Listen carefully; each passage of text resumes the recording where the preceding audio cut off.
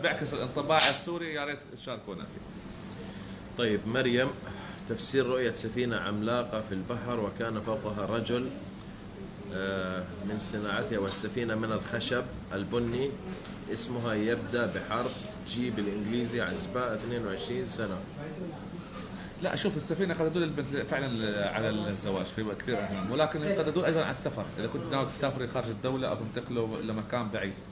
وقد تدل أيضا السفينة على الأمان، إذا كان في عندك مشاكل أو كان في عندك صعوبات حاليا ربنا يخرجك منها. فمهما كانت السفينة في حلمك هي خير رائع جدا إن شاء الله. أسأل الله سبحانه وتعالى أن يحققه. طيب يا جنى آخر حلمين. جنى موسى العمر، رأيت أني ذهبت على محل ذهب وجايبين خاتم سوليتير الماس على المحل. أنا كثير عجبني وما في غيره بالمحل، وأول مرة جيبوا هالخاتم. أقول لهم هذا اللي خبوا لي إياه حتى أشتري المحبس، أنا أريد ألبسه جانب المحبس، لا تعطوه لأحد. عزباء.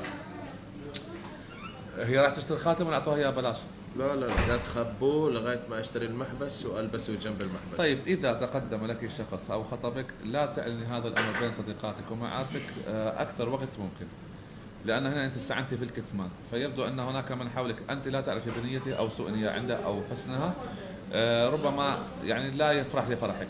فحاولي أخفي سعادتك حتى تتأكد منها، لا تخبر الأخبار للناس اللي حواليك قبل ما تأكدي من حدوثها، وبالذات الخطوبة والزواج.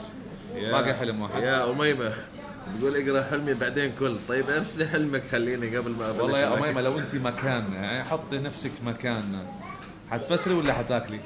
أنت حطي نفسك مكاننا. لسه وما خفي أعظم. ايوه، حلمت بسله مليانه معمول تمر ولم اكل من. عزباء، عمري 26 سنه. يعني المعمول هنا قد يدل اذا كانت من اهل الناس يحتفلوا في المعمول في الاعياد، وهذا هاي الذبابه يعني انت تركت الدنيا كلها وجيت عندنا. زين.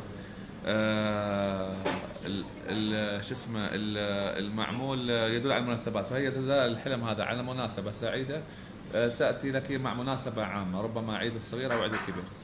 فان شاء الله يكون خير. طبعا جنى موسى العمر تقول لك اي والله كلامك درر، انا امنيتي انخطب واتخبى عن كل هالعالم. اعتقد انه قريبا يتحقق حلمك اذا كان التفسير موافق للامنيه. اخر حلم يا مصعب رجاء. اخر حلم.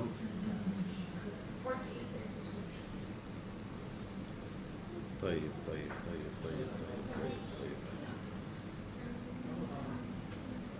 يا جماعه الخير، الحين راح نطلع مني على طول، راح ندخل على بث يوتيوب، شو اسمه، يوتيوب مع قناه مفاتيح نداء للسعاده في المانيا. كونوا معنا، راح يكون بث مشوق، راح تسال اسئله كثيره تهمكم في الاحلام، مش فقط تفسير احلام.